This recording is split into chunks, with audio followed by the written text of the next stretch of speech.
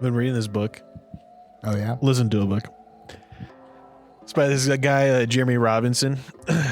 And the first book I listened to his on Audible was called Mind Bullet. And it's very John Wick on like steroids. Like comedic John Wick. Yeah. And follows this protagonist who's a world-class assassin. And the way he does it is he uses his mind to shrink a little bit of the target's brain matter inside into like a just little vacuum pop.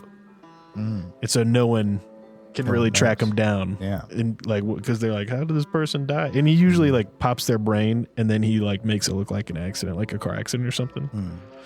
It was really like schlocky, pulpy, Yeah. very violent, but like entertaining, you know.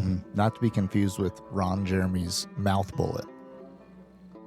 Ron Jeremy's Mouth Bullet. That's wrong. He's an old-time porn star. Oh, Sorry. it's like Mouth Bullet. Ron Jeremy. Is that an allusion to his wiener? That's wrong. It's whatever you want. You should feel bad. It's whatever you want it to be. Anyways, it was an okay book, but I saw Jeremy Robinson had like this huge and like he's written so many books and they have a lot of good reviews. And I was just like, all right, I kind of want to see what else he's got to offer. And there's this book he wrote, and I guess it was the first book he wrote, but he re-released it because he had originally written underneath a pen name. It's called Torment. And I really didn't know like how to, I don't know how to explain it because it's really not at all like it's first initially described, but it is a very good horror book, I will say so far. Context is this journalist is interviewing the U.S. president when nukes launch, and there's 5 minutes before the end of the continental U.S. And there is just kind of like a race against time, real craziness, and it just keeps on amping up and amping up. And it's gotten to a point where I'm like, I didn't see it going here, but I'm all about it. Oh yeah. And it's way better than Mind Bullet. Now, I'll say this: if you're not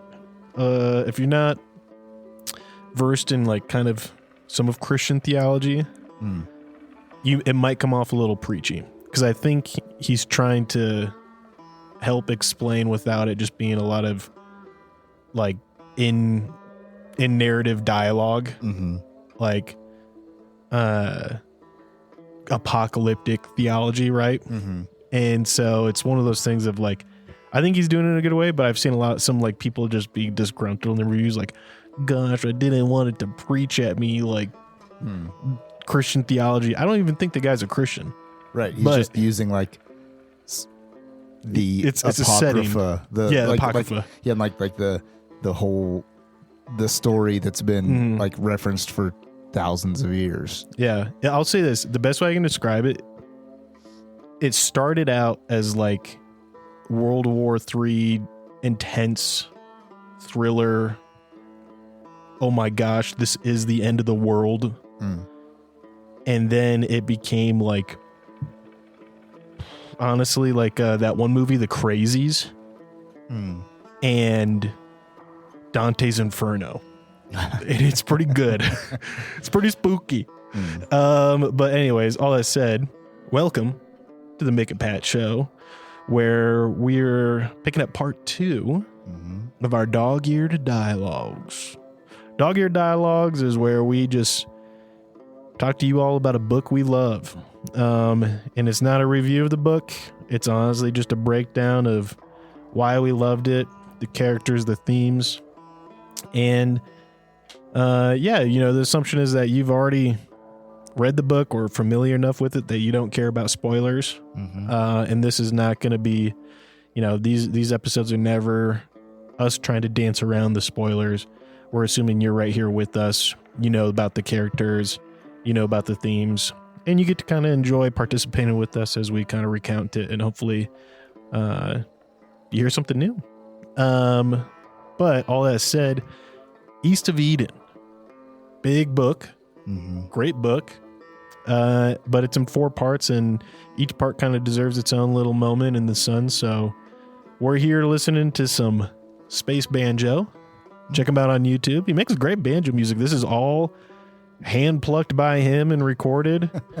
And he's got a celestial banjo. This is the haunting Bigfoot banjo. Swampy skunk ape ambience. I like it.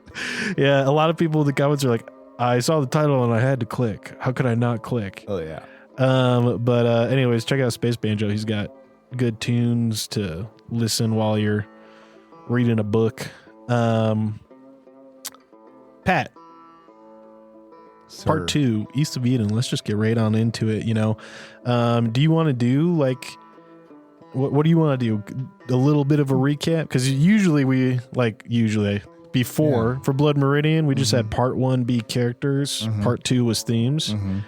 But now we're kind of each doing characters and themes from each part of the novel. So how do you want to start us out? Yeah, I could do a brief overview of kind of some of the stuff we talked about in part 1. In part 1, we introduced a lot of our characters, and some of them aren't even in part 2. So I'm not going to talk about them. But so the main people you need to know about there's 2 families that this story centers around. You have the Trask family and the Hamilton family.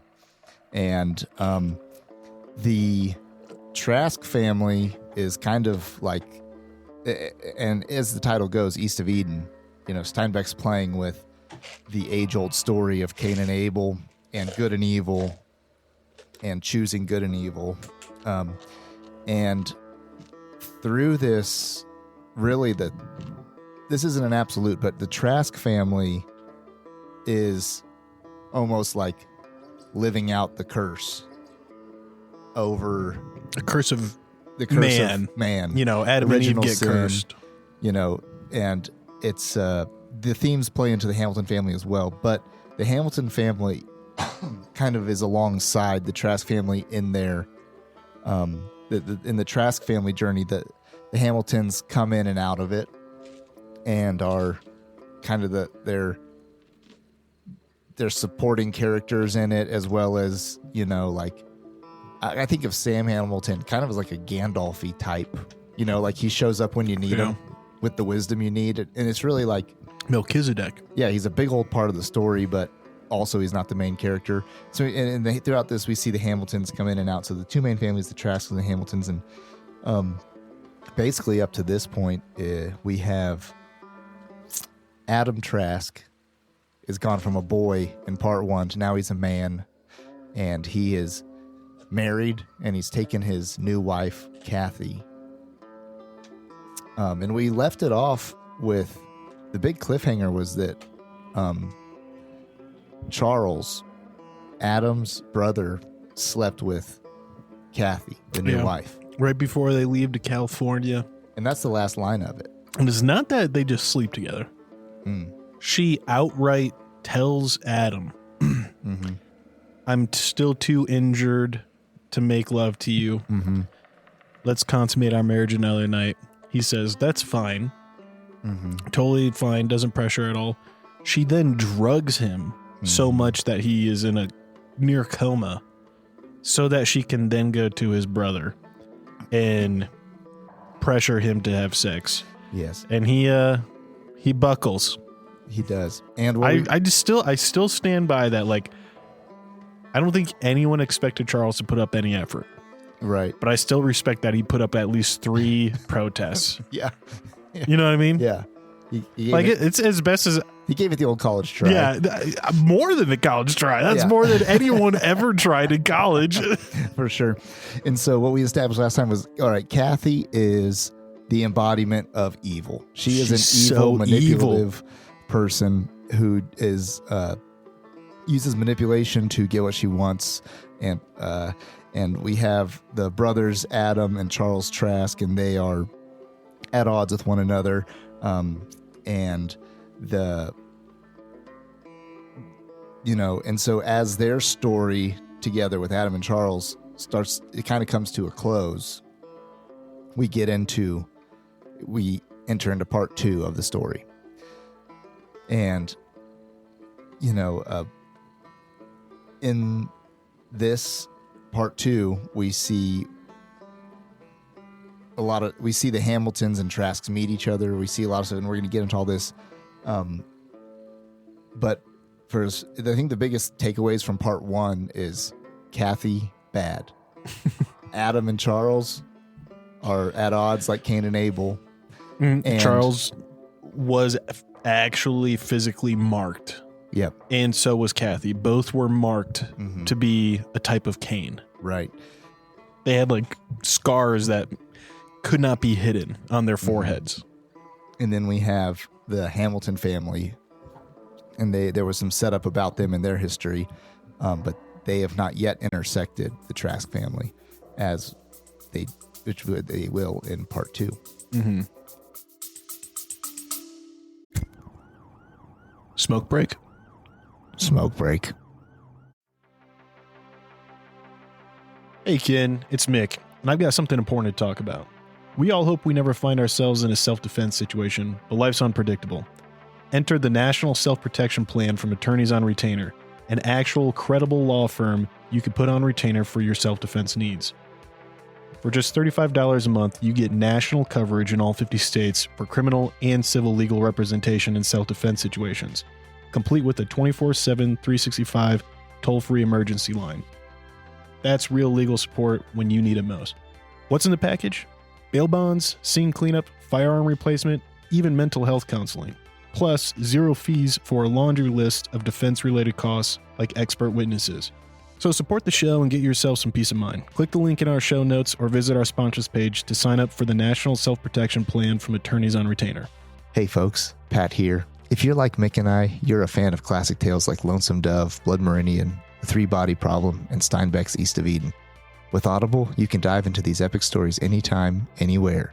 Sign up for a free month, and your first audiobook is on the house. To start your free trial and support our show, click the link in the show notes or swing by the sponsors page on our website. Want an awesome website for your podcast? Check out Podpage. We use it for the Mick Pat show, and it's a game changer. Set it up in minutes, no coding needed. Support the show by using our link to get started. Your podcast deserves a home as great as ours. Podpage, the one-stop solution.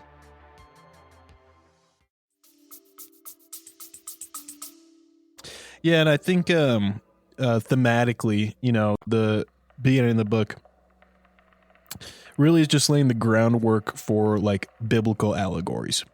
Mm-hmm. But I don't really think I don't think the main theme of the book is quite yet introduced. Right. But it's like, it's setting you up so that way you're familiar. It's kind of like doing rehearsal, right? Mm-hmm. Like, hey, here's Cain and Abel. Here's Cain and Abel. Mm-hmm. Here's Cain and Abel. It's a little bit of a Groundhog Day. Yeah, a little bit. And but it's also just like again, yeah, I think it's like just getting you comfortable with like the concept of like biblical allegories. Mm-hmm. Literally the book East of Eden is like this idea of like, we're just right outside of Eden.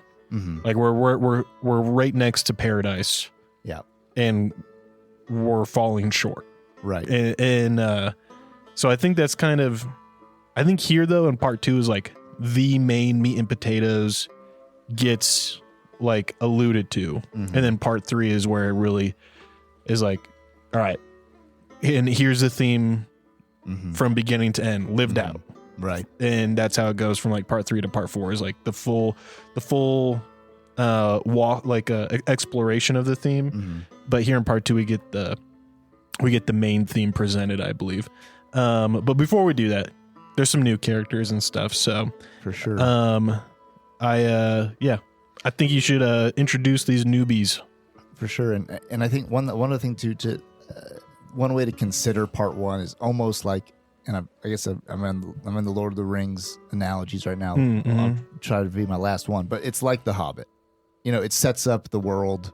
It sets up what's happening in the past. And now we're getting into like the story. Maybe we'll start to meet the main characters and these things, right? And so it's like now there's some groundwork there. Mm-hmm. And so, it's not until the end of part 2 we meet Aaron and Caleb, who are babies. Hey man, he doesn't go by Caleb. He doesn't, but that's when we'll get into that. Yeah, because Aaron and Caleb, they're the sons of Adam Trask The proper spelling of Aaron too, not Aaron. Right. It's just Aaron. Mm-hmm. And so the Caleb does decide to go by Cal, ongoing in the book. That doesn't come around until part 3. Yeah. I mean, they literally, they're not named until the last chapter of part 2. This is true.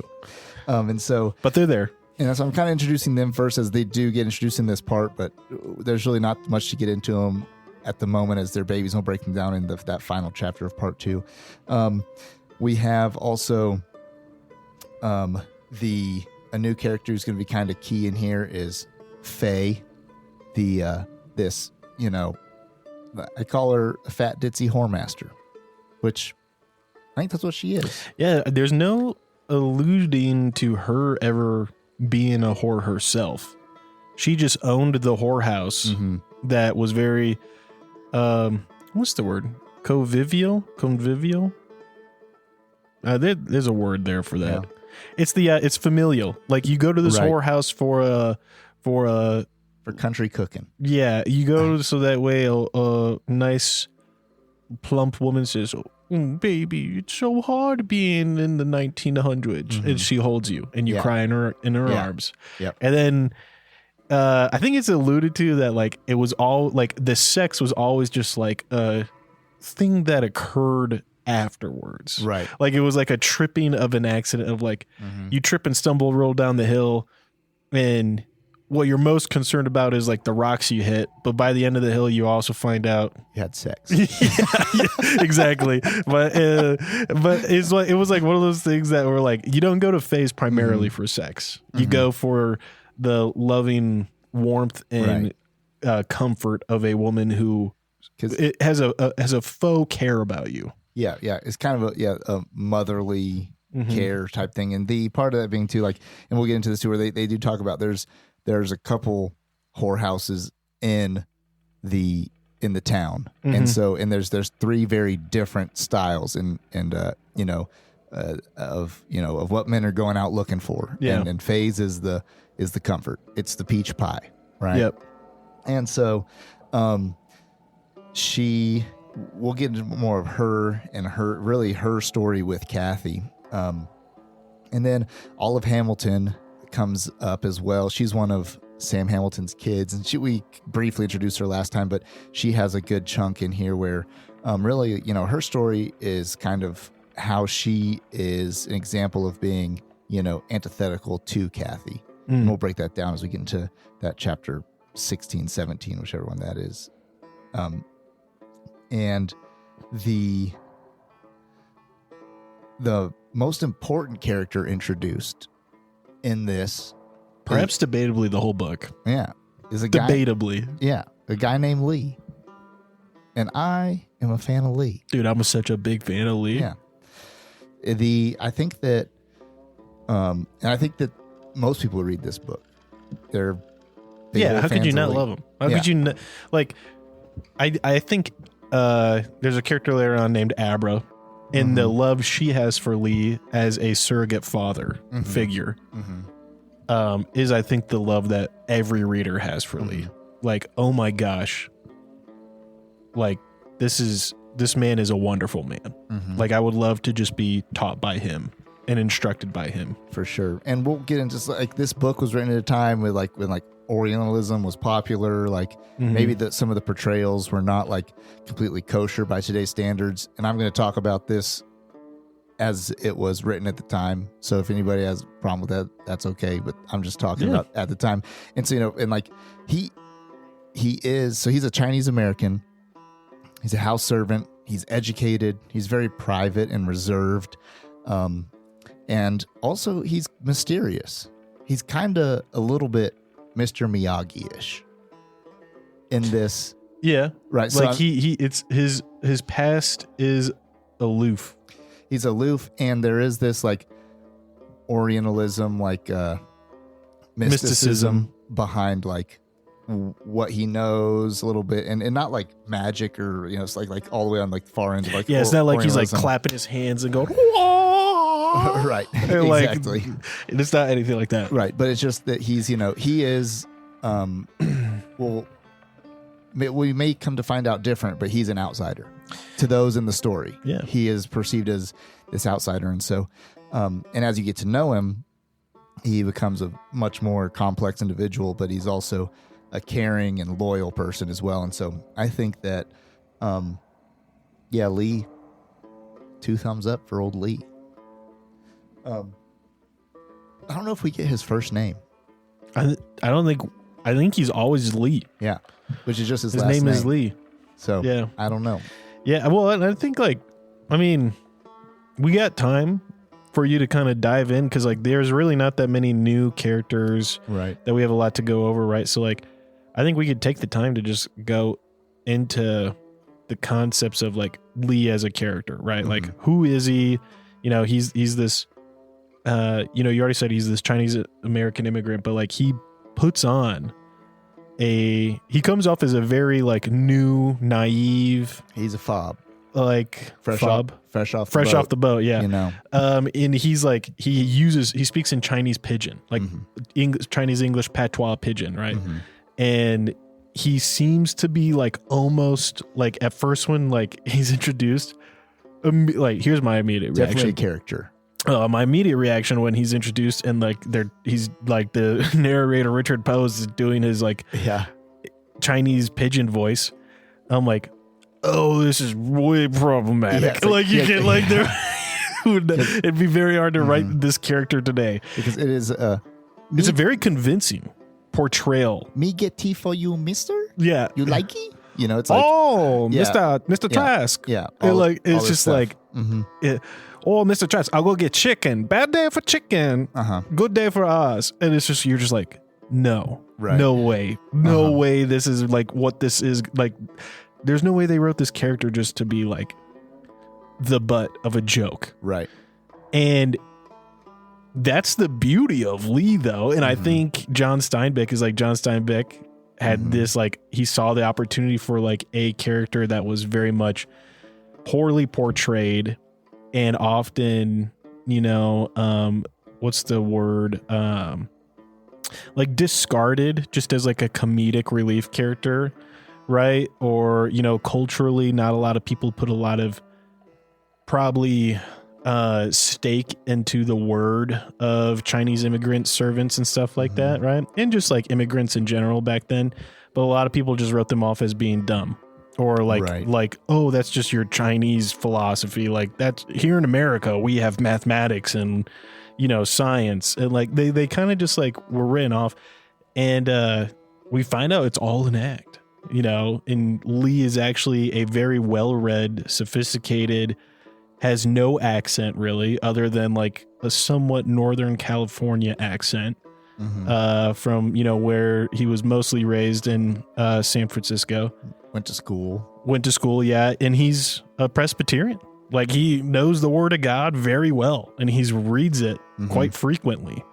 And he knows it so well that he's very confident in making a lot of philosophical conversations of scripture and the philosophies in scripture compared to the philosophies of China and the Chinese philosophies.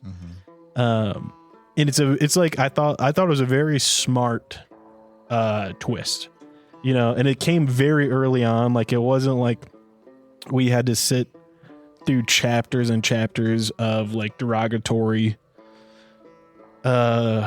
self-abasement of Lee acting a fool. It was we get introduced to him. We're oh my gosh, dude, there's no way they can have this character in the book the whole time. Right. Because it would be I'm trying to look a picture up on Google of it. I think Google's censoring me because I know I've seen these posters before, but it's the black, he literally is described as the black button-up shirt. Yeah, he's got the black Chinese hat, Chinese hat with the Q, with the Q, which is the long braid ponytail, and it would be I know I've seen these political posters before, propaganda posters where it's big buck tooth, it's and that's how Steinbeck introduces him out the gate in order to, I think, also reveal him as human, and I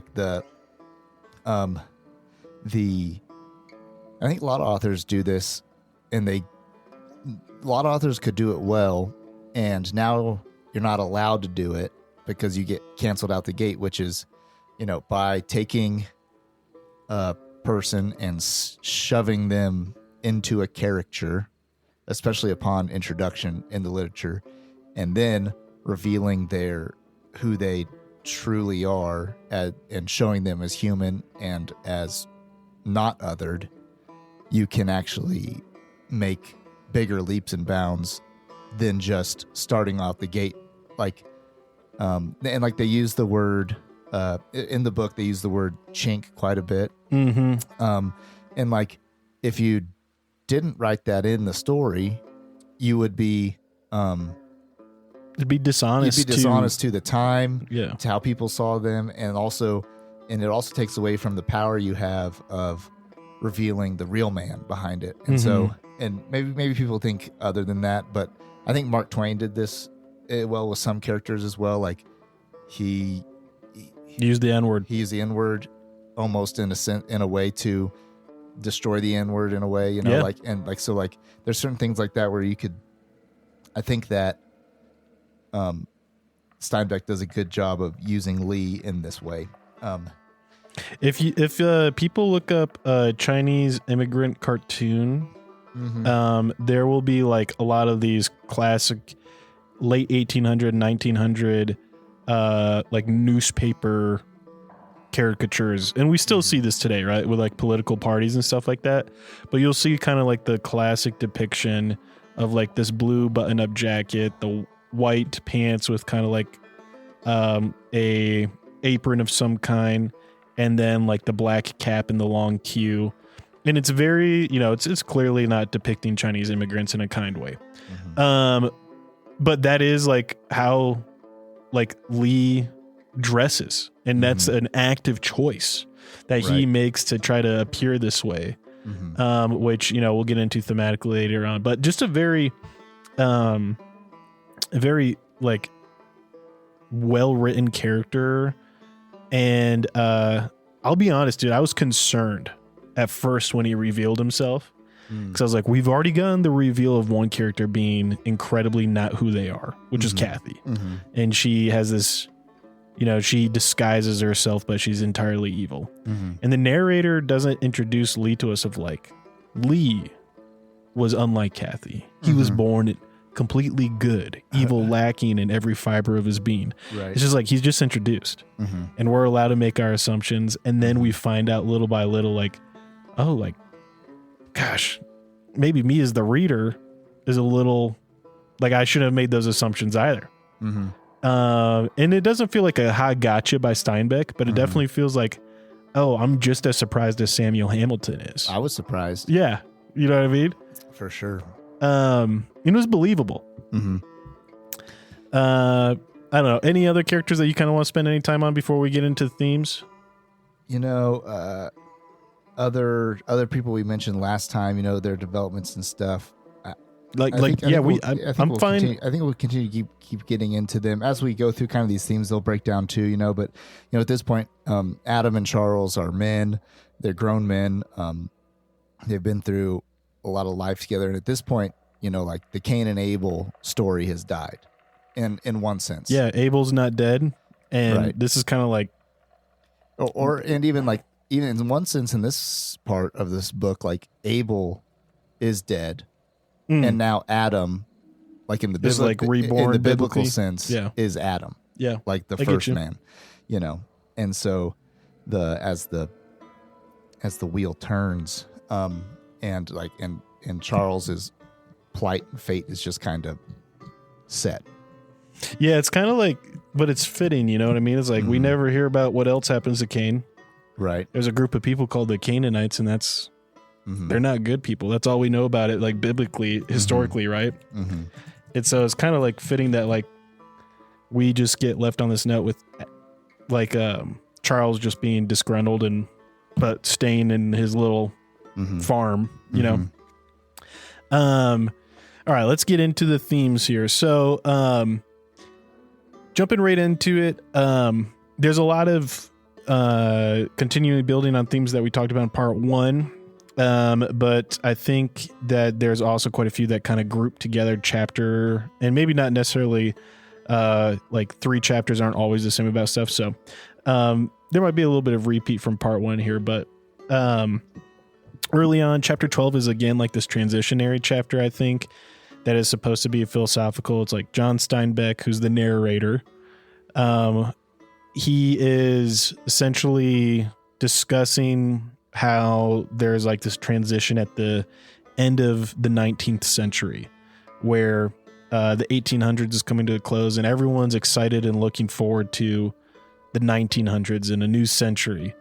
And they're eager to leave behind the idea like of the Civil War and slavery and things like that. But there's also like this film of nostalgia that everybody always has. Every generation kind of gets this, and it's how like nostalgia allows us to gloss over bad times because we're reminiscing about the good things that are gone. And like we don't realize like more often than not those good things aren't really gone probably. But you're probably forgetting all the bad things that are also now like in the past too. And go ahead. And it's just like his opening of part 1 where he's talking about the Salinas Valley, where in a shorter version of this, as you know, you have these droughts and rainy years and the people forget about the good, and then the bad comes and they forget about the good. And then when the bad comes and ends, it's good again. They forget that times are ever bad. And so he's in this beginning of first chapter of part 1 and first chapter of part 2, he's speaking to the same condition in humans, and now on a broader scale, not just a people group, a small community in the Salinas Valley, but now like the whole of America, as things change and as they move forward into these times. I do like the quote though. This quote from chapter 12. I'm gonna read it. It's him kind of summarizing the attitude. Now, this isn't Steinbeck's opinion of the 1900. I mean, not 1900s, the 1800s. But it's just like how he's describing the attitude of everyone during this transitionary into the new century. It's, to hell with that rotten century. Let's get it over and the door closed shut on it. Let's close it like a book and go on reading. New chapter, new life. A man will have clean hands once we get the lid slammed shut on that stinking century. It's a fair thing ahead. There's no rot on this clean new 100 years. It's not stacked, and any bastard who deals seconds from this new deck of years, why, we'll crucify him head down over a privy. Oh, but strawberries will never taste as good again, and the thighs of women have lost their clutch. And it's like this concept of like, it's true, you know, no matter what generation you're in, it was always better back in my day. There was always more virtue back in my day. Oh, but man, it was harder back in my day, and I'm happy those times are gone because you got it easy now. You know, and it's just like, it's the kind of the same thing, right? I'm pretty sure strawberries and women still got their clutch. You know what I mean? Right. Like, so I just found that quote very funny because he's, you know, he's kind of teasing all these nostalgic generational people. But that's chapter 12. Chapter 13, you know, we see contextually the Trask moving to Callie. Kathy, we see again this like reinforcement of her wickedness. You know, she's attempting a coat hanger abortion or chemical abortion. Knitting needle. That's what it was. But we also see her able to like wickedly manipulate the doctor, and the doctor kind of like at one moment was like thinking to punish her for this, to like this, you know, abortion in secret against, you know, her husband. But then thinks, all right, you know what? I understand her point of view. Like, don't try it again. Here is going to be some medicine. Look after yourself. And we get Adam meeting Samuel, who's going to be like this paternal mentor like figure to Adam. But I do think like what we see thematically here is that like in chapter 13, the individual, which is discussed, you know, early in the chapter, this concept that the individual has the capability to bring good and glory into the world as much as the individual has the capability of bringing evil or mundaneness. Like in this concept of choice, right? Like an individual free mind is a beautiful thing that has the capability to choose to be good, to choose to create glorifying good things. And the book doesn't say it from a theological point of view, right? Like glorifying to God. It's just like it is a glorifying thing for man to creatively create good.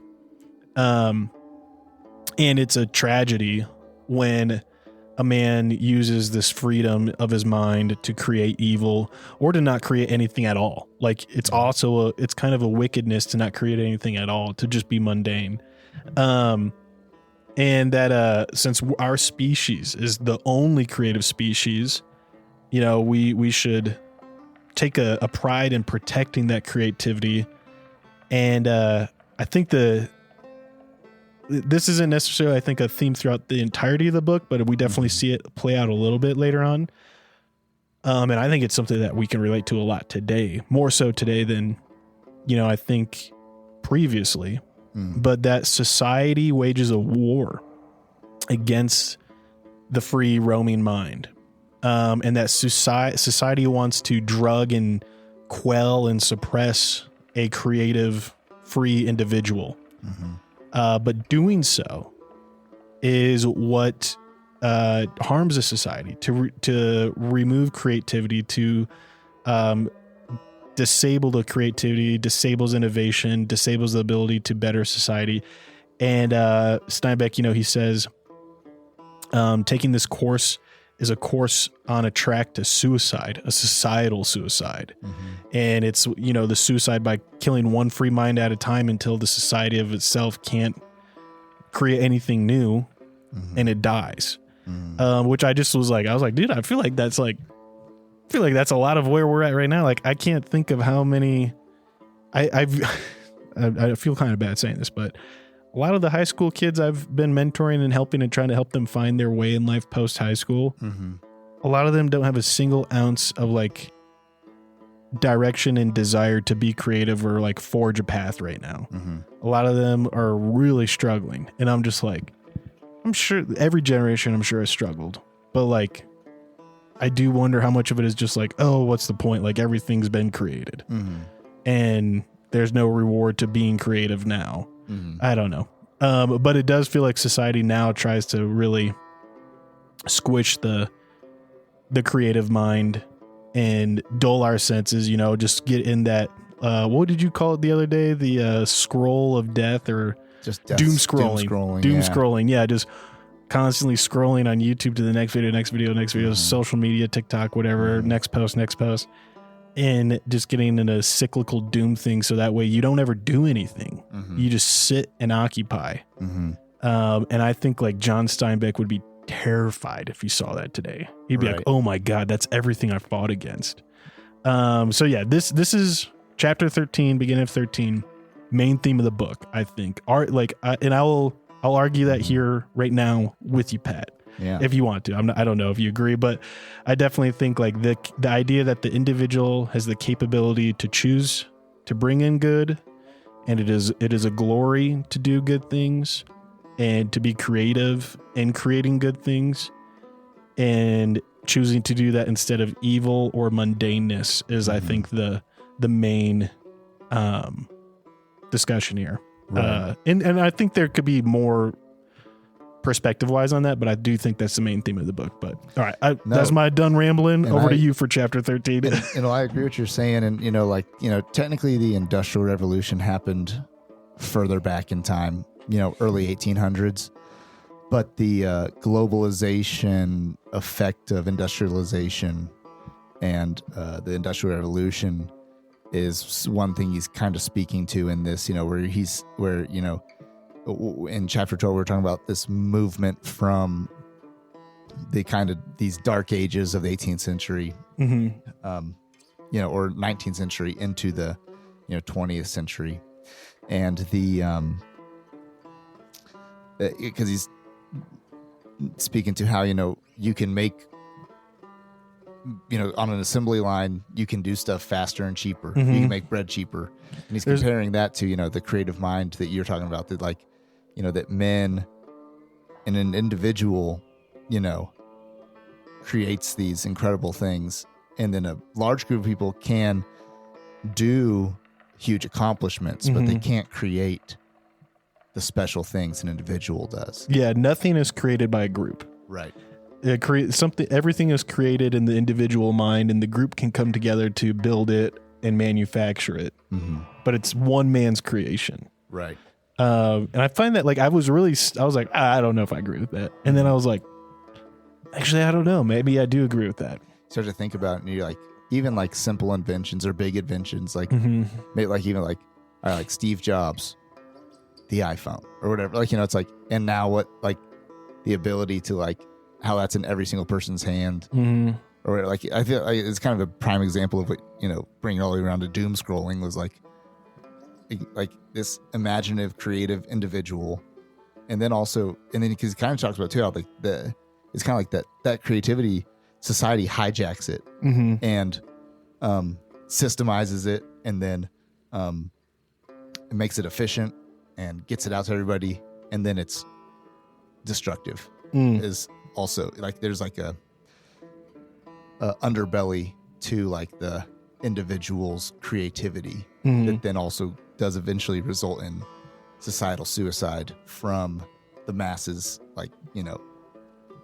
capitalizing on it.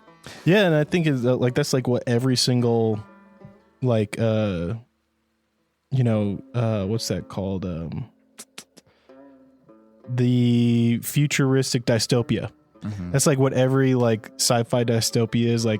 We either have the apocalypse, where society failed to prevent the violence, prevent the disease, prevent the destruction, or we have the dystopia, where society has prevented it by disabling everything, and killing everything. And it's just I think really what he's getting here is it's John Steinbeck's terrified of the dystopia. But the quote here, a great quote from John Steinbeck in chapter 13. He says, "And this I believe, that the free exploring mind of the individual human is the most valuable thing in the world. And this I would fight for, the freedom of the mind to take any direction it wishes, undirected." Which I think is a great quote. And I think it's it's not my wish, right? This isn't what I necessarily wish for the world, right? Or what I believe always.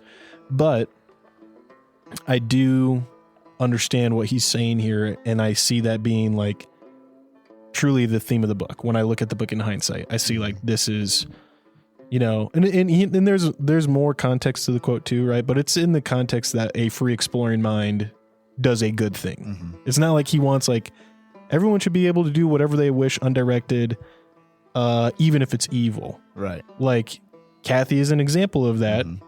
And so it's Steinbeck doesn't approve of it. Right. Right. And then also I was thinking too, Sam Hamilton is the embodiment of this too, in a way. This he beautiful, is creative, always creative, inventing, and kind of undirected. Oh yeah.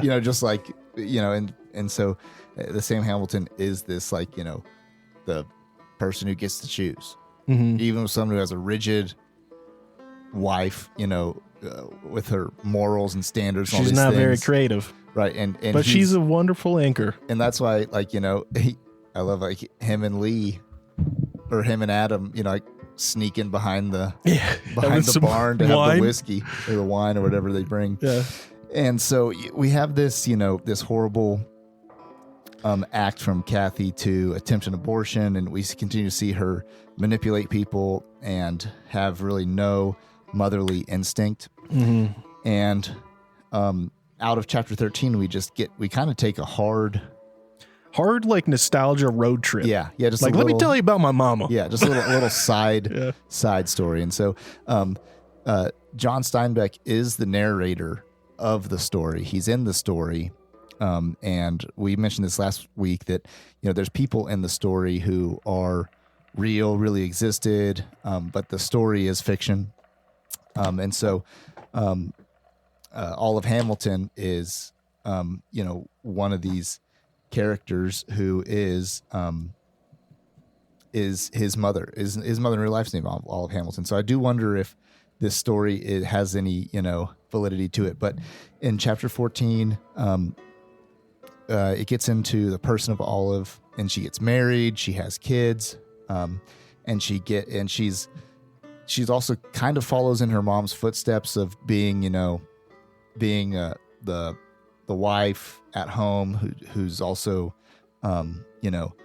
fairly rigid, and her morals and her upbringing of her kids is strict, and she expects a lot out of them, and it's kind of a hard line there, and she gets into selling war bonds.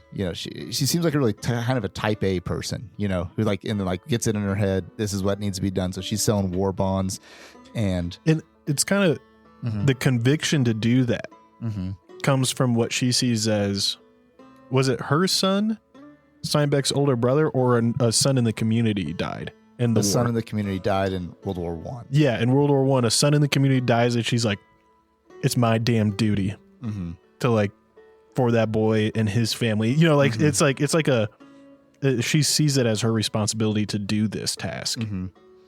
Yeah, and so we're seeing someone who thinks outside of themselves. Also earlier I said that Olive is antithetical to Kathy, and so while this really seems like a side story where it gets into her being a mom and selling these war bonds, all these things, I think it's also really is an immediate response to how Kathy is as a mother, who even before she's had kids, she's a horrid mother, a horrible mother. And so after selling these war bonds, she ends up doing so well that they come out to fly her around on an airplane. And airplanes kind of just showed up on the scene here. Yeah. It's a pretty new invention. It's imagine being the first one, first person in your community, maybe not just your community, but the first person who's not a military dog fighter to hop in a plane. It's the first person here nowadays to not be one of the developers of the Tesla to ride in a self-piloted semi truck. Right. This is scary. I have no confidence in this thing. You know exactly. what I mean? And I doubt she had a very probably it's she didn't have a big understanding of physics, how those things work in mechanics. She's just it's made out of metal. How does it fly? She's just flying in the air. And so she goes on this plane ride, and I think it's a hilarious story. There's a miscommunication between her and the pilot. He starts doing tricks and stunts, and he thinks she's all about it, telling him to keep going, and he just keeps going, and he's like, this lady's crazy. He's pushing it to the limits. Yeah. And she is terrified out of her mind the whole time.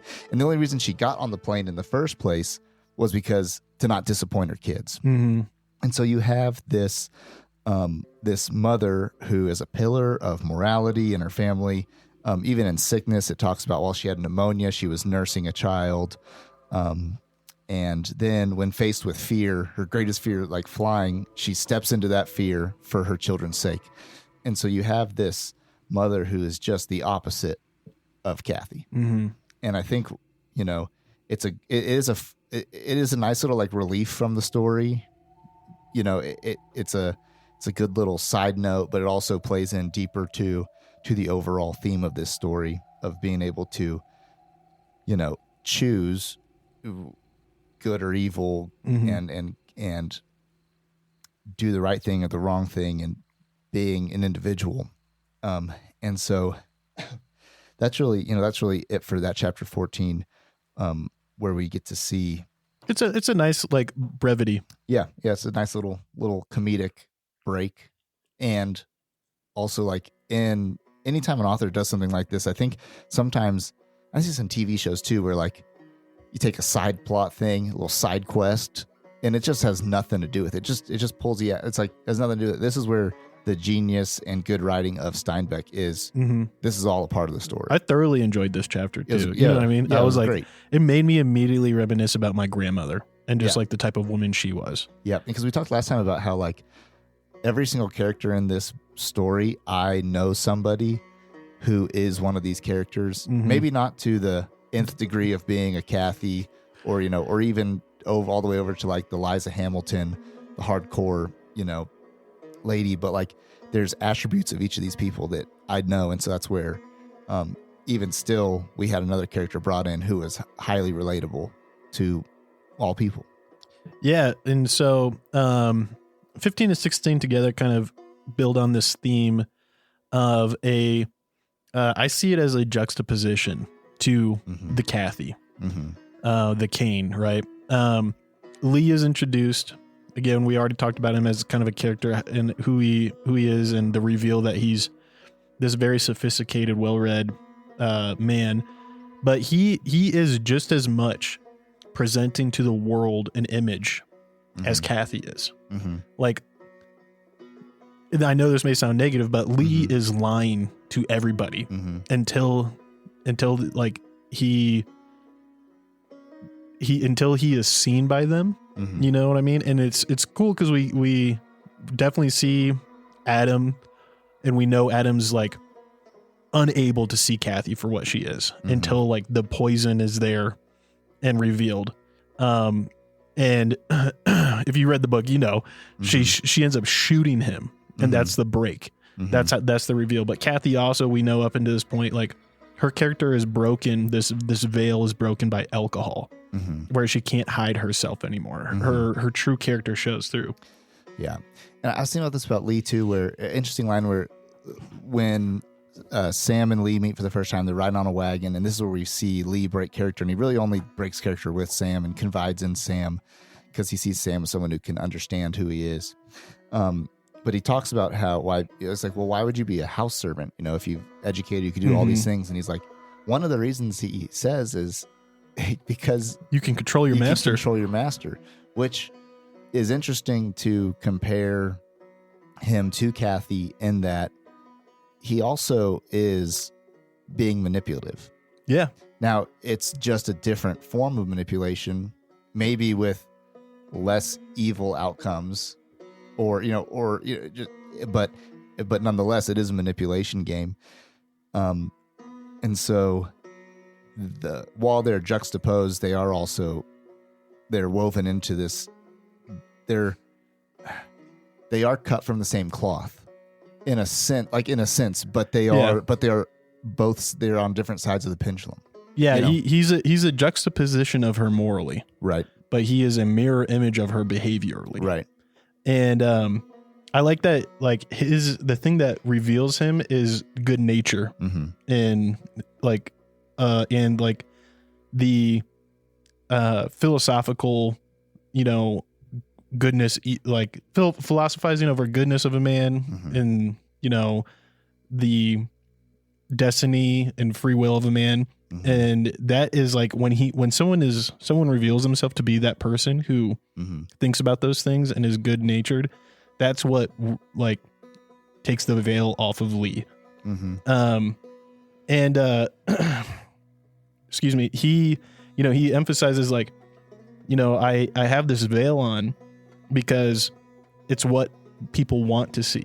And just like people want to see Kathy as this beautiful, innocent woman, right?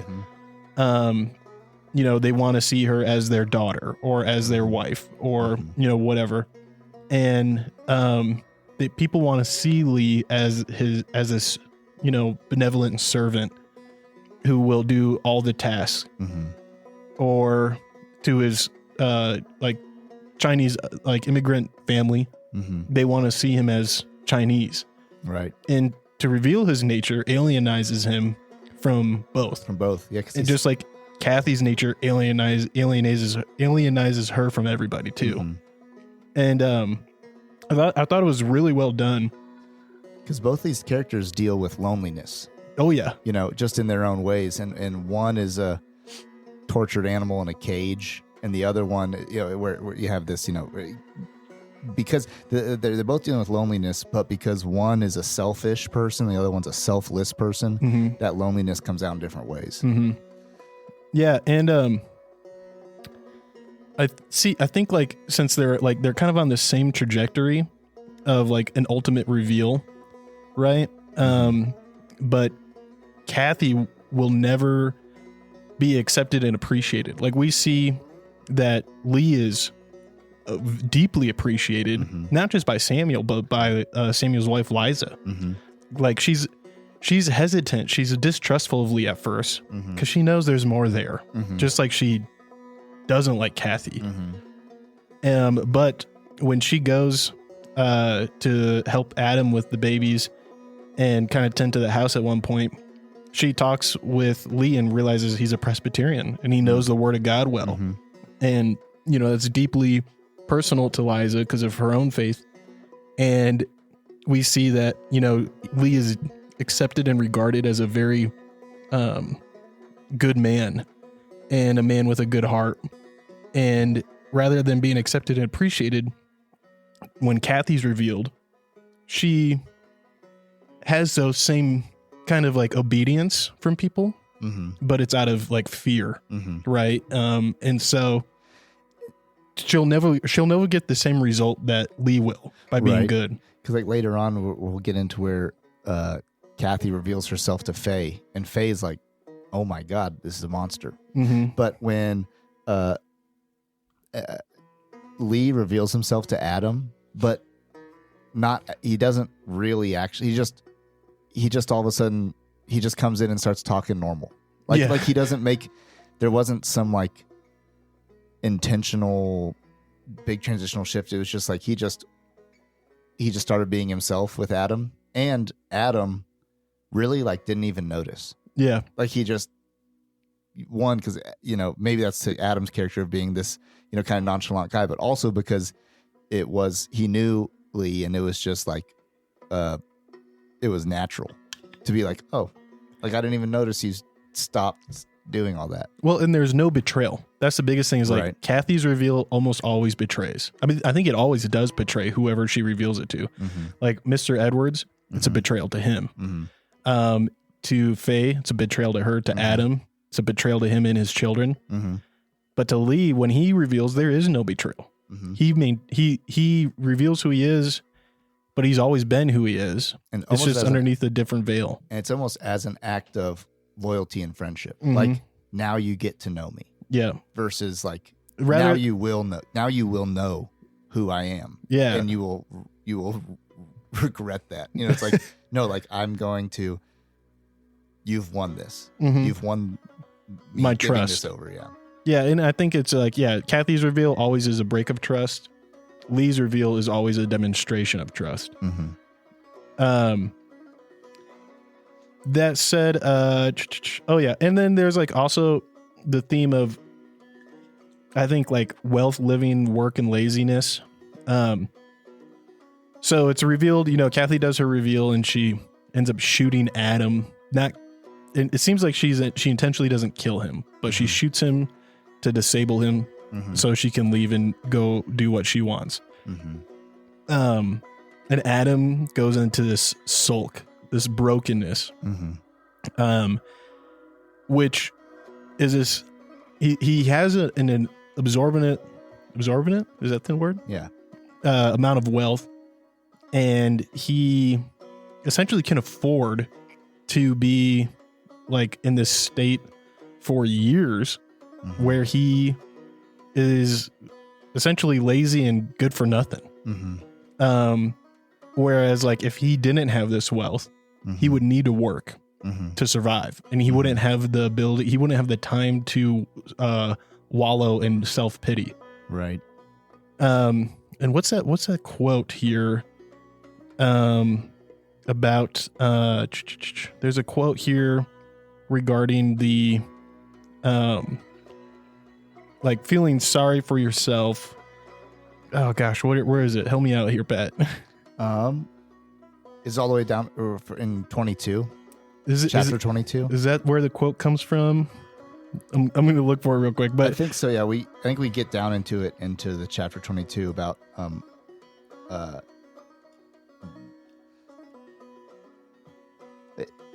let's see, while you're looking for that, one other little thing I was thinking of too was this, you know, the way that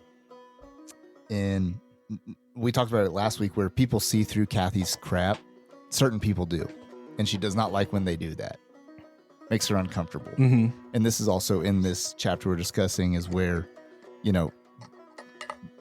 Lee and Samuel kind of see through her, see through who she is, and Samuel not all the way yet. He will later see her for all the way for who she is, but like she doesn't like Sam and she doesn't like Lee because they are threats to her game that she's playing. Yeah, the same way she distrusts Charles initially, right?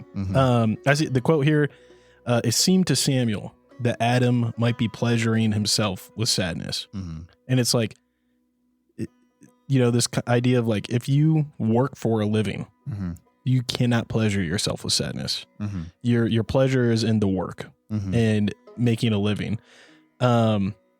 Which, nothing like there's not much more there right now currently to like dive into. This theme just continually goes throughout the book of like working for a living and the ability to enjoy that and enjoy the fruit of your work versus like having wealth and not having happiness. Having wealth and like it gives you, it prevents you from having the ability to be swept up in the joy of work and working out, your fruit of the earth. Right. And instead, when you're not working, you have the means to essentially just be preoccupied with your own grief and sadness. And it kind of like, we'll see it manifest later on. It even manifests in the Hamilton family a little bit. But moving forward,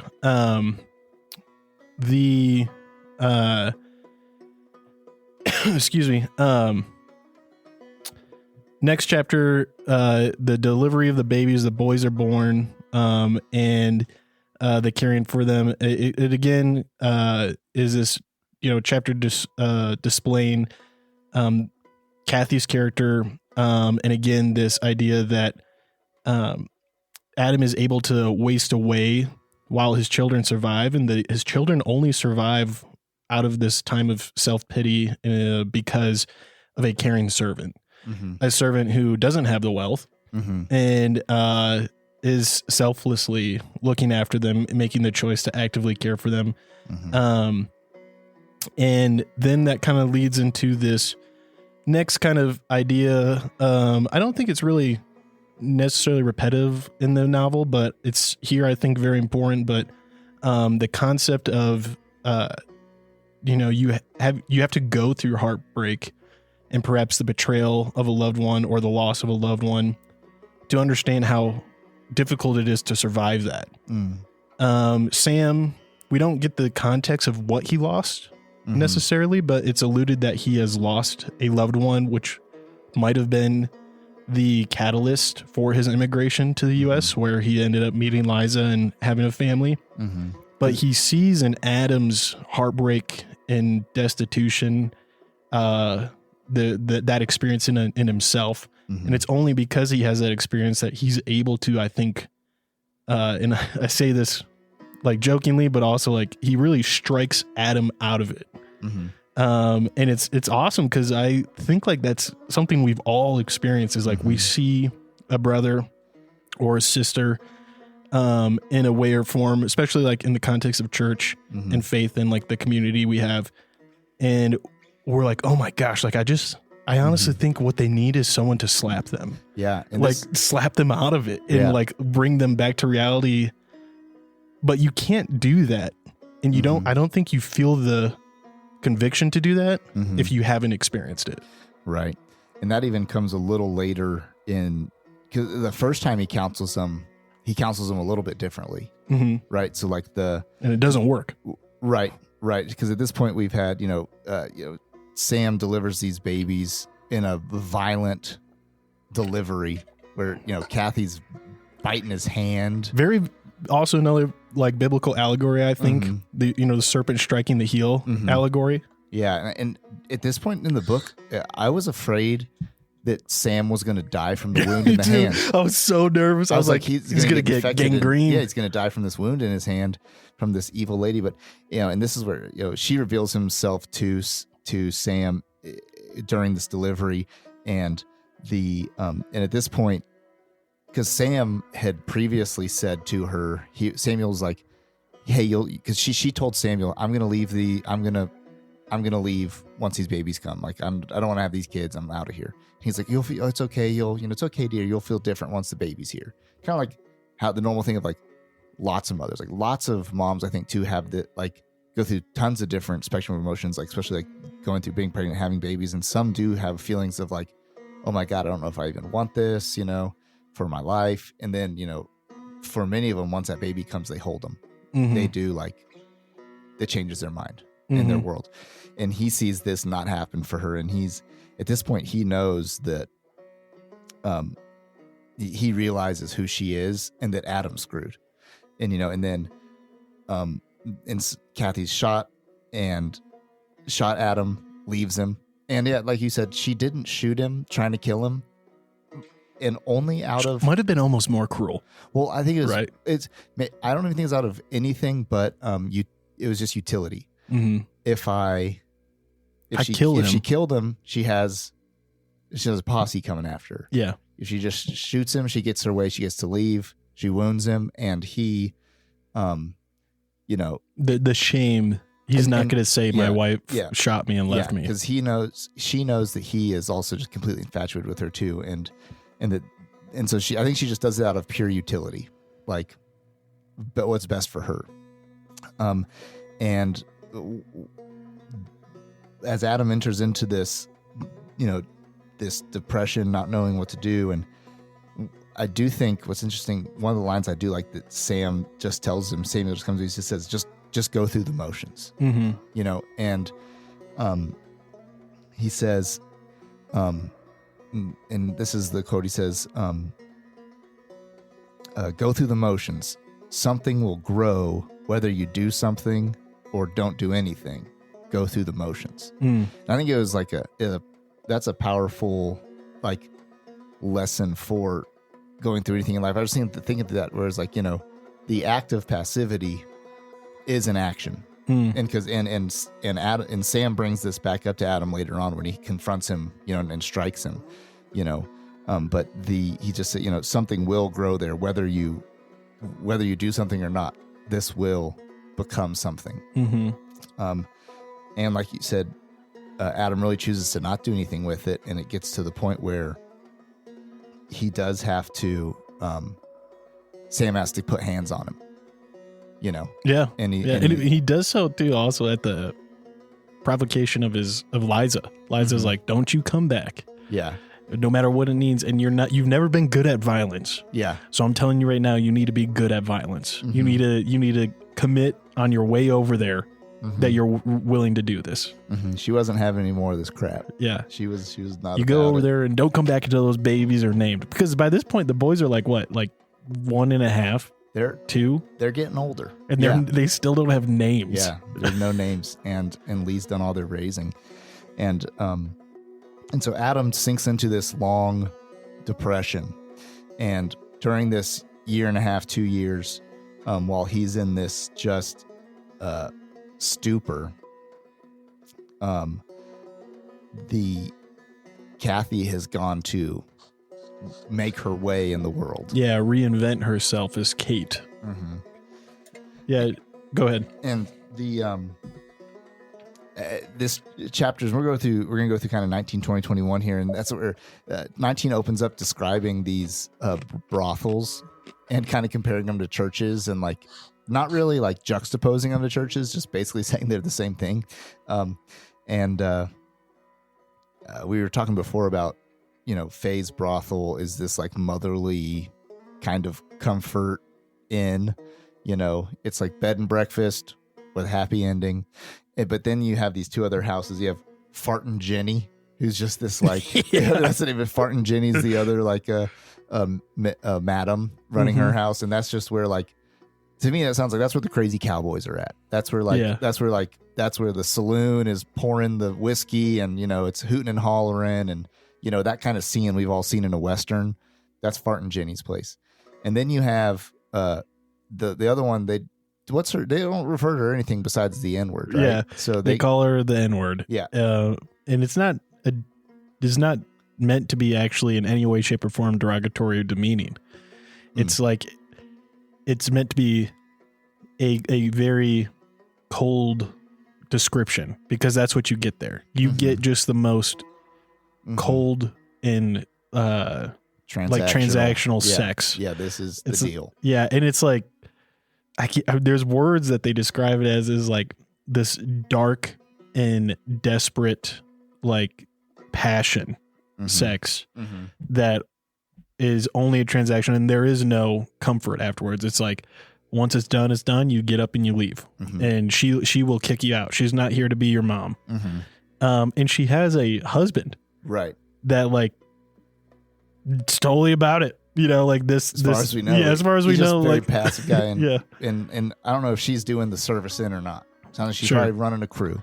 Yeah, But it's funny too, he brings up churches at the same time, because it's almost like because also I don't think Steinbeck necessarily like was a follower of Jesus. I think Sure. he believed in a higher power, but I think he had problems with like organized religion as well. And so he's just like comparing them to, almost like in my mind, it was like he was describing denominations. Like we have denominations of churches here.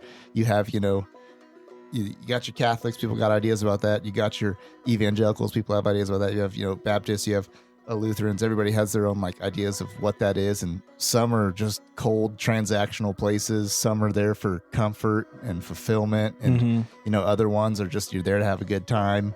You know, and it's like he is like, I think he is doing a little bit of a poke at like the church, and denominations of the church, and how these whorehouses are essentially filling the same role. Yeah, I agree. I also think we see here that, you know, when it comes to like evil individuals, there's nothing deeper, right? Like there is, like I've seen people say like, you know, I was really kind of bummed because there was no character development with Kathy. It's like, yeah, that's the point. There is no development with Kathy because there's nothing deeper there than the desire for her to achieve her own plans and desires. And Kathy consistently exploits every and any desire of the human condition. And the way the human condition manifests, she twists and contort herself to fit that form. And so when she goes to Faye's, she realized very quickly, like, Faye's in need of a daughter.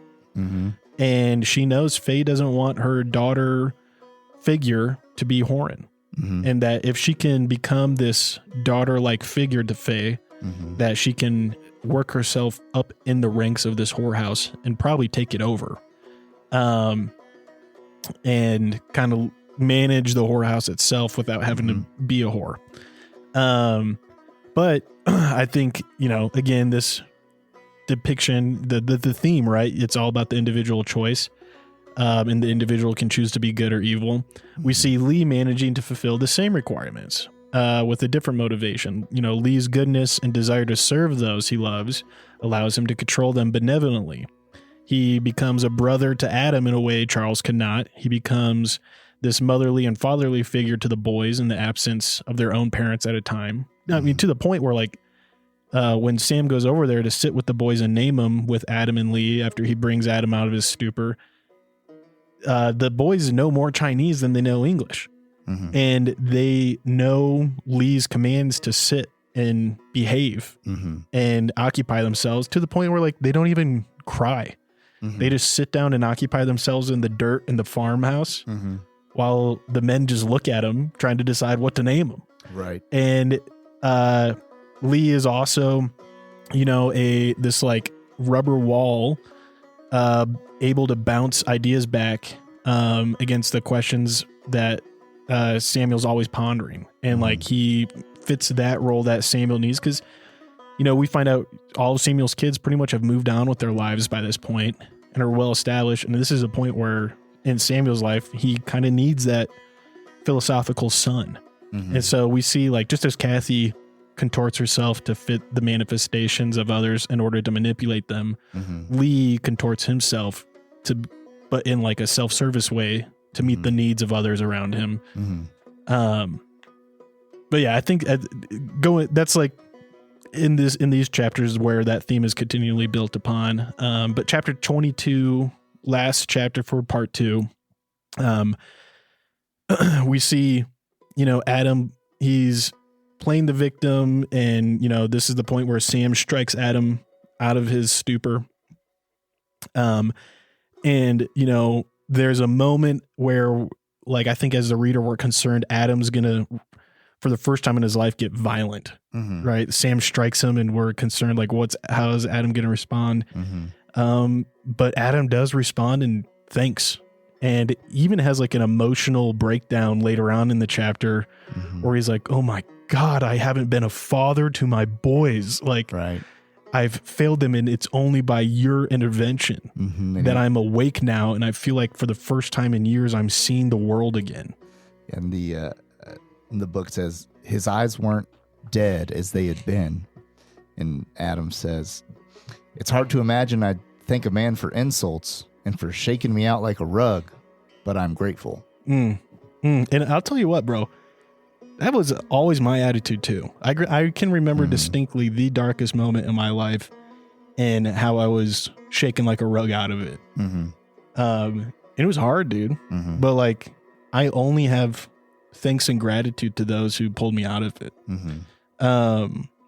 And it was, I just thought it was pretty interesting. This concept of the names where we again get the theme of like Cain and Abel reintroduced.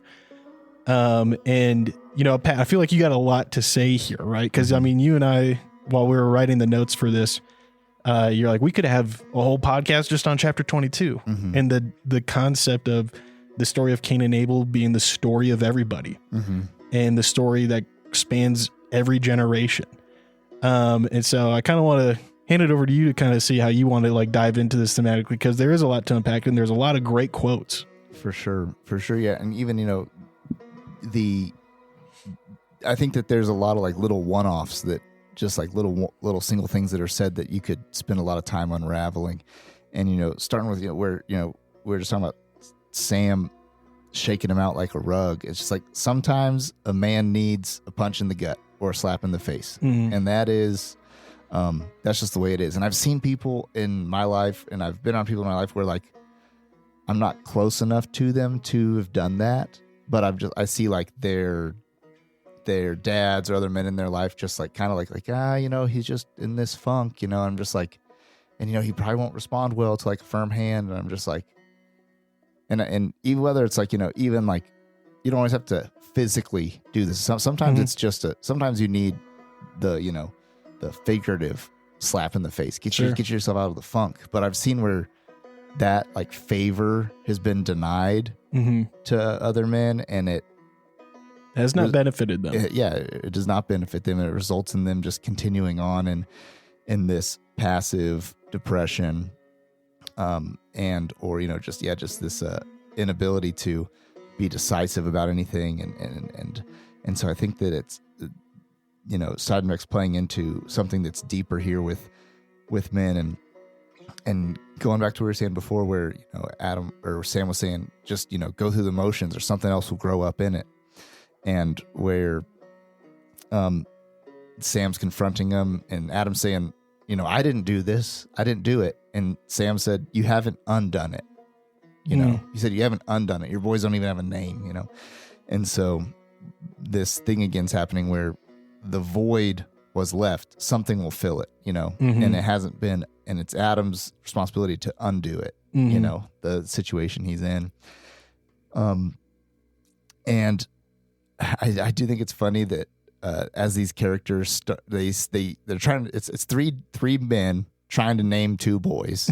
There's no women around, and it's kind of like a predicament. They're like, Eliza said, Samuel, you don't come home until those boys have names. And it's getting late. Like, I gotta imagine it's like 11 o'clock at night by the time they're like sitting around with these boys pondering like, what the hell do we name them? Yeah. And they're like, what Joe and Jack? Yeah. And they're just like, well, let's go to the Bible. It's full of names. And the situation with them has been, what Sam has seen is like, he's seen the Genesis story playing out, and the Cain and Abel story, and he's like, well, he could, they're brothers, they're twins, their mom, is kind of this like like a pseudo Eve character, and he kind of like whether he's realizing or not, he's like, all right, we'll just read the Bible. So they get out and like start recounting this story, and as they're breaking it down, they have commentary throughout it, and they're talking about it.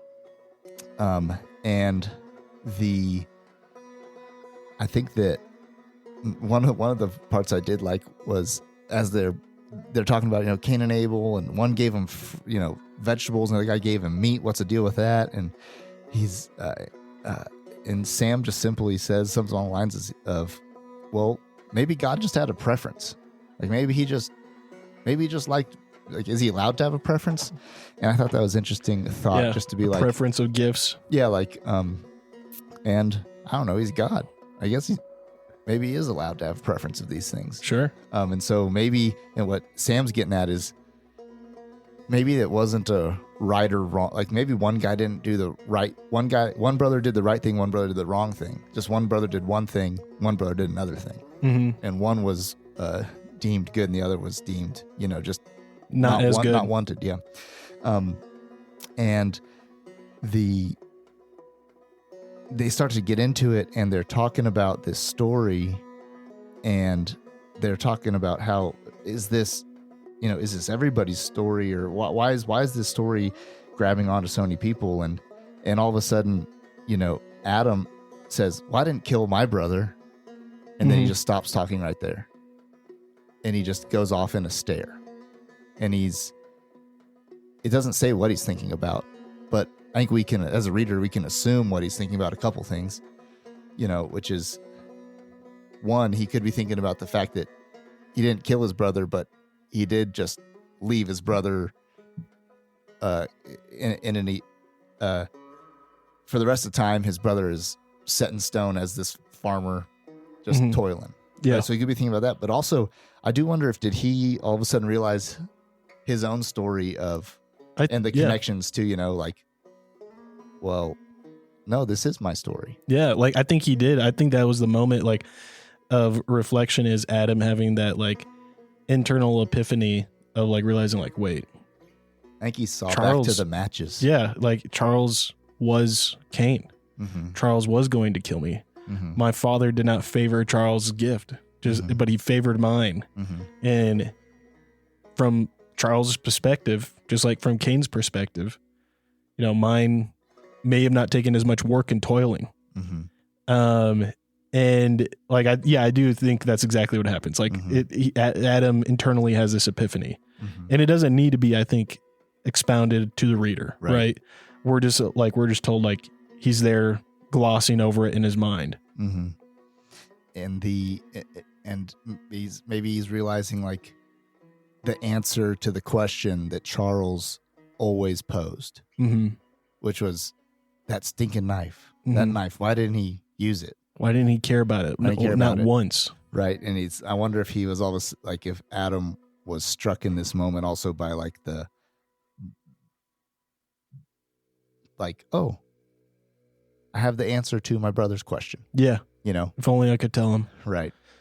I do think too, like in this moment, like, right, like while that's happening, Lee quotes it, is like, well, this is a quote from Lee, but he says, "This is the best known story in the world because it is everyone's story. I think it is the symbol story of the human soul." And I like how Steinbeck gives him dialogue here that is very realistic of like, now hear me out, guys, hear me out. And like you can see Lee putting his hands up and say, just let me work through this because I'm not even sure I'm right, but I think I'm onto something. He says, "I'm feeling my way now. Don't jump on me if I'm not clear. The greatest terror a child can have is that he is not loved. And rejection is the hell he fears. With rejection comes anger, and with anger comes crime for the rejection. And with the crime, guilt. There is the story of mankind." And like in saying that, I cannot imagine that it wasn't just like nails to, Adam's mind living through that. He's like, oh my gosh. Charles's greatest fear was not being loved by my father. And that rejection was a fear. It was a hell for him. And it's a hell he's lived in for the last 20 some years. And that rejection created anger. and an anger that has always been at its core a rift between us. Mm-hmm. And it is an anger that is manifested in the doubt of my father's inheritance to us. And there is a guilt in that crime, and that I can see it in my brother's letters to me, that they were littered with guilt. And it is, if it's not the story of mankind, it's at least my story. And how can I say it's not going to be the story of my boys at some point? Because it's also the story of kind of my wife and I. And it's just like, you realize like it's already manifested several times. Steinbeck's already laid the foundation. And so like now it's kind of like one of those things, like when they're doing this, I was like, oh my gosh, I'm terrified for these boys because I'm afraid they're going to live like the same story. Definitely. And it's funny. He was whipping out some Yoda on us. Yeah. It's like anger leads to hate, you know? and the word rejection is funny. I was thinking about that because I was listening to that little part on the way over here. And man, I got so pissed off yesterday. A very simple thing happened. I'm with my boy. We were hungry. I whip into this local pizza joint. I was like, let's not go to the fast food place. Let's support the locals. So I go in the local spot. It's 11:55. The open sign was on. I didn't check what time they opened. Walk in there, and this guy just says, we're not open yet. And this thing inside me I was so angered. This thing inside me welled up. And upon later reflection, I was thinking little things, like, dude, just offer us a soda. We'll sit down. We'll buy your food in a few minutes. And like, that's a customer service conversation for another day. But upon reflection of this was like, why was I was unhinged at rejection and being like, and pride in that rejection.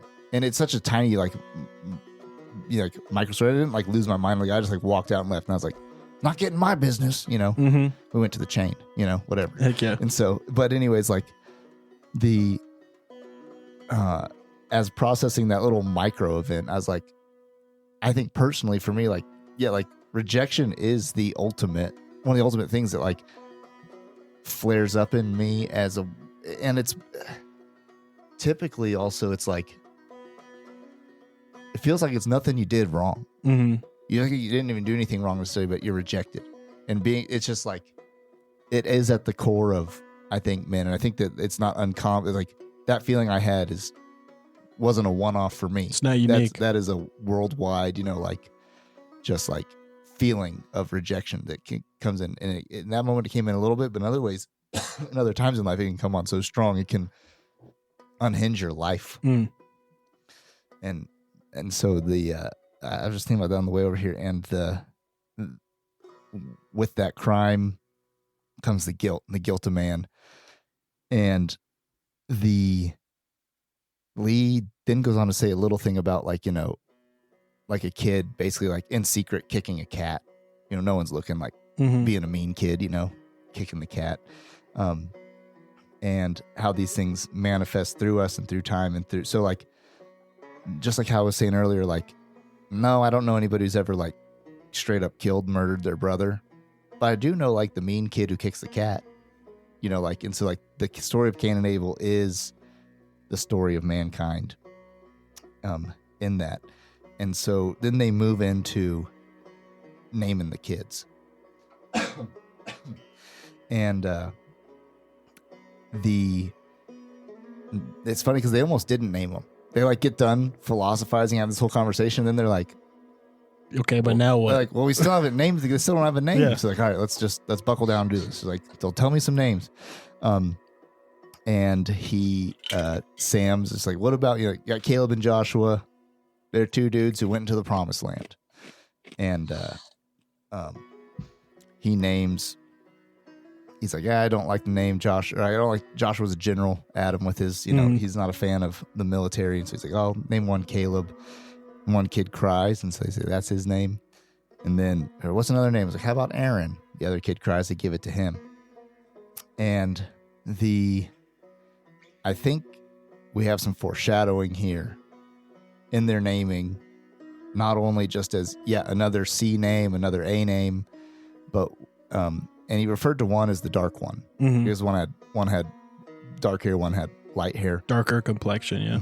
But that's right. So but that's, it's like, all right, we've got our Cain, we've got our Abel. It's right there. It's laid out for us pretty clearly. But some foreshadowing there of one made it to the promised land, the other one didn't. And you don't want to say it? Well, we can't. Yeah, biblically, biblically, Caleb makes it to the promised land. Exactly. And Aaron, he was a part of the generation that was wandering in the desert. Wander the desert. Yeah. And similarly we have also Adam's story. He was a wanderer, right? And so with that, we also have, they're talking about, was it a bad thing to be Cain or not? Also for a little bit. And then Sam just kind of says, he's like, well, one guy only got 14 verses and the other one went on to have kids. And in that too, the way that,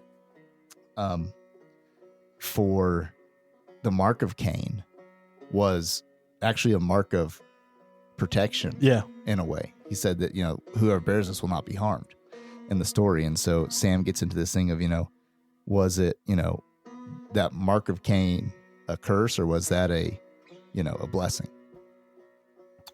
Yep. Yeah. Lee, he says, it's a great and lasting story. A great and lasting story is for everyone, or will not last. And that's actually like a quote for Steinbeck. A lot of people quote that as to like being something Steinbeck said.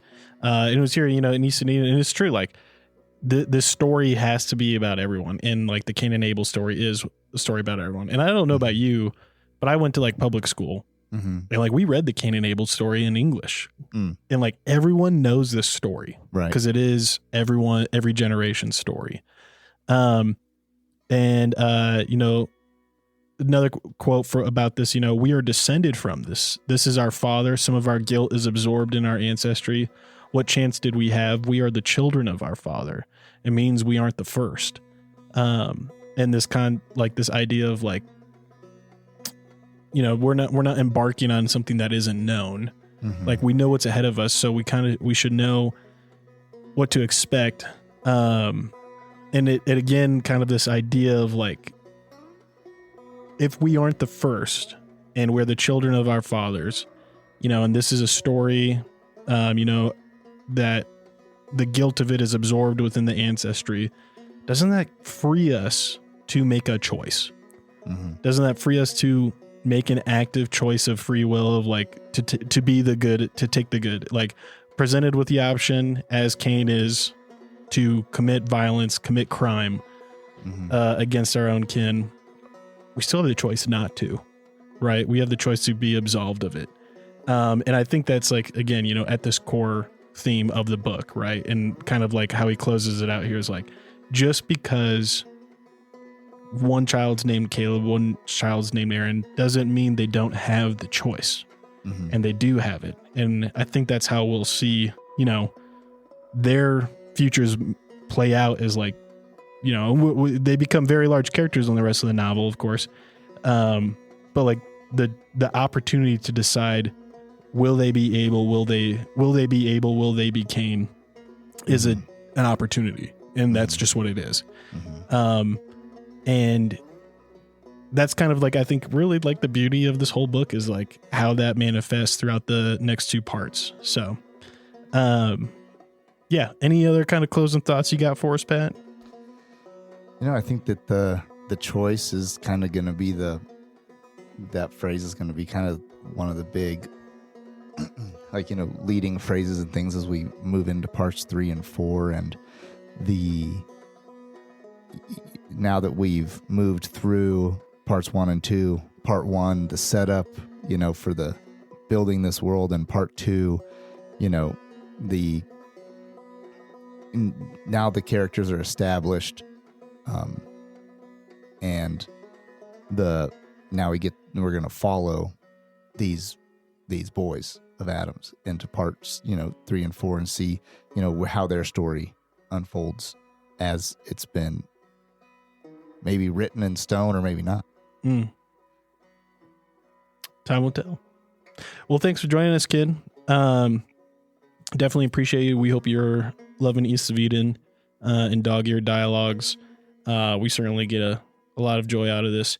It's just good to philosophize every once in a while, and have some good context for it. But we hope you all are having a good week. We hope you enjoy 4th of July or enjoyed 4th of July by the time this episode drops, and stayed safe out there. But with all that, till next time.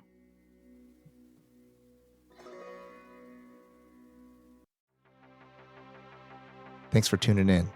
If you love this episode, drop us a review. If you have qualms or comments, leave us a voicemail on our website. While you're there, check out our latest news, merch, and deals from our sponsors. Till next time, Ken.